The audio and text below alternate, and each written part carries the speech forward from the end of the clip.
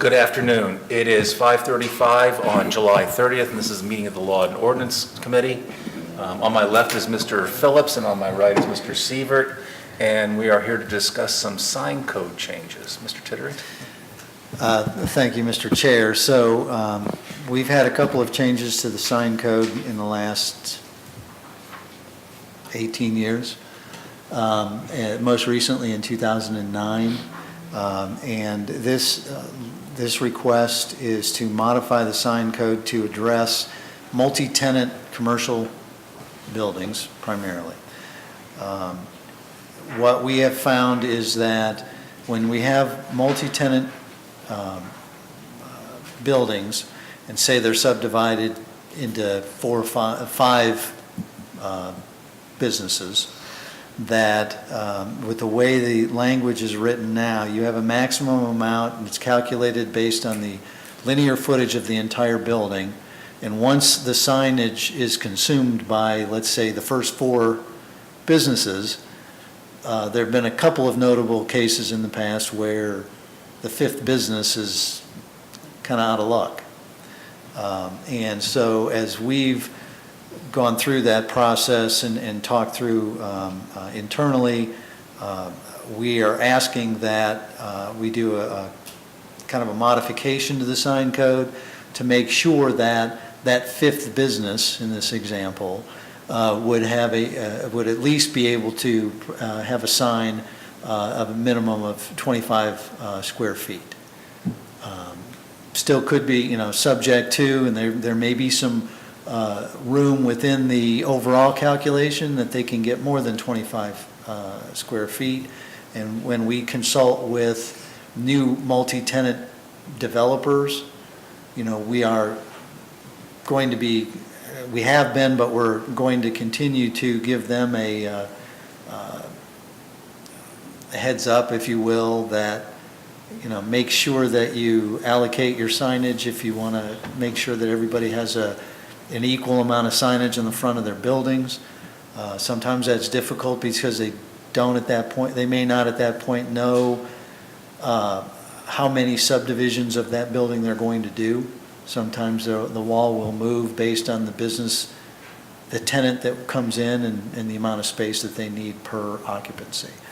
But this will, we kind of went from one extreme to the other with regards to this from 2000 to 2009, and so we want to add this language so that we provide a minimum for a minimum sign allocation for that last in tenant.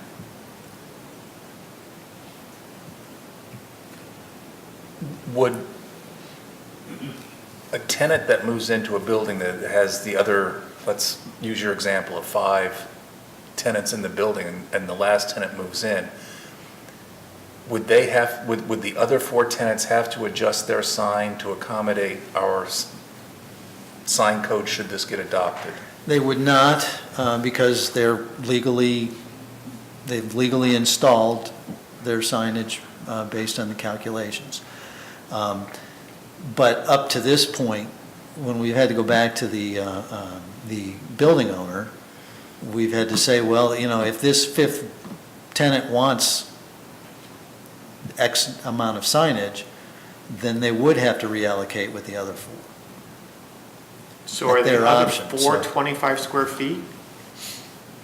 Any 1 through 5 could be a minimum of 25 square feet. It just, the issue comes up when everybody else has consumed the amount that they can have in signage, and that last person or that last tenant is stuck. And we'll agree that if you're under that situation, that last tenant can go 25 square feet. At a minimum. At a minimum, no matter what, how many. Correct. I mean, it doesn't have to be 5 tenants. It could be however many are there. Correct. Okay. Would there be a maximum on this? The maximum is still in there, and it's based on the linear footage of the whole building. The whole building. So if you have five tenant spaces, if the first tenant and the building owner says, yeah, that first tenant can have all the allocated signage, I think they can probably do that. Now, we talk to the building owners, especially when they're only blueprints and they haven't built anything yet. And so we're going to work out those issues well beforehand. Okay. Anything else? Excuse me. No, that makes perfect sense to me. Mr. Phillips? Well, it just, in my little pea brain, in the example that's laid out here in the report, if we had a building with the 218-foot frontage, which is huge, with multi-tenants in there, and they're only allowing, where was the number? 100 100 square feet total? total. Total, Yes, that's for the total entire building. Right.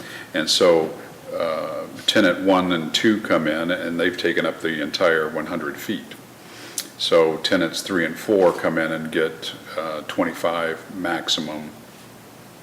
minimum each. Correct. But the total, the square footage, lineal foot square footage allowable has already been maxed out. So then we would have another potentially 20, 50, 75 square feet of signs if there were 5 tenants in there. But they would only be getting 25, so 5-by-5 sign. Right. So it'd be a very small sign. Right. It'd probably, it's in the eye of the beholder, of course, but it would probably be an odd-looking multi-tenant Right. building. Right, yeah, I get that. Okay, I just wanted that to make sure, okay. I don't think I have any others. Doesn't affect the open sign, the neon, flashing No. neon sign or anything like that? No, sir. And all other signs, as Mr. Schweizer indicated, are grandfathered and that are legally permitted at this point. Nobody's going to change anything. Correct. We're not going to go back and say, oh, you've got to downsize your sign Right. based on this. That has nothing to do with this language Got at it. all. Thank you. That's all I Would have. the sign that the new building, or the new property, would that be a permanent in the ground sign, or This is building sign. This is on the side of the building. this is on the side of the building? Okay. So that wouldn't be the sign that's out front on pylons or anything like No, that? this is the signage that's on the building itself. Do we regulate the pylon signs to go with that, or? Yes, we do. I mean, I didn't bring the sign code with me, but we're not making any modifications to that. Okay. Just because Grant brought it up, is this the one, I think there's a typo on the, we're actually Yes. code section They 749. code 749, not 1149. Right, just so, correct. Yeah. I don't know if we have to clear the record, but Yeah, just so it's that'll- clear. The ordinance will have the correct citation. We hope. One other question that popped in. A building owner change, would that potentially come into play? I mean, a tenant change obviously could impact things, but a building sale changing hands, that wouldn't. They're still going to be subject to the same rules and calculations. Okay, but that's not going to automatically trigger just from a sale of a building, the current occupants or anything like that? No. That- No, Okay, sir. got it. But that won't create is this only for the last one in? Or will you have the right? It's not for it's not only for the last one, it's for any tenants, but it typically happens, and the only time that we've experienced it has been the last one in. So, but if the first one in takes up, I don't know, 10, well, it can't be 10 by 10 because it's 100 foot, but takes up 70% of it, and then they convey, does everybody move up, or that doesn't matter? They're still subject to the same calculations regardless of who owns it. So they would still have the minimum 25 or the allocation of what's left. Okay. Does anybody in the audience have any comments or questions? Mr. Phillips, pleasure. No, I'm okay with the ordinance change. I'm good. I'm good with it also. Be unanimous. I do have a question. Sorry. You brought up the pylon thing, and I know it doesn't, you said it doesn't have to do with the pylon thing, but I know out on Main Street, where Jimmy John's is, I know Jimmy John's was the last one in there. and they would like signage on the pylon, but because they were the last one in, Jimmy John's doesn't have a sign on a pylon. So I'm wondering, Well, that's a reallocation of, when you say the pylon, I mean, we're Well- talking more about the ground signs, the Right, multi, yeah, right. the ones that are out in the, but towards you're the saying street. this doesn't touch. This just touches, No, this it's is just the building. On the building.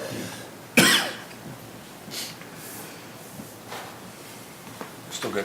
Yeah, we're good, thanks. Anything else to come before law and ordinance?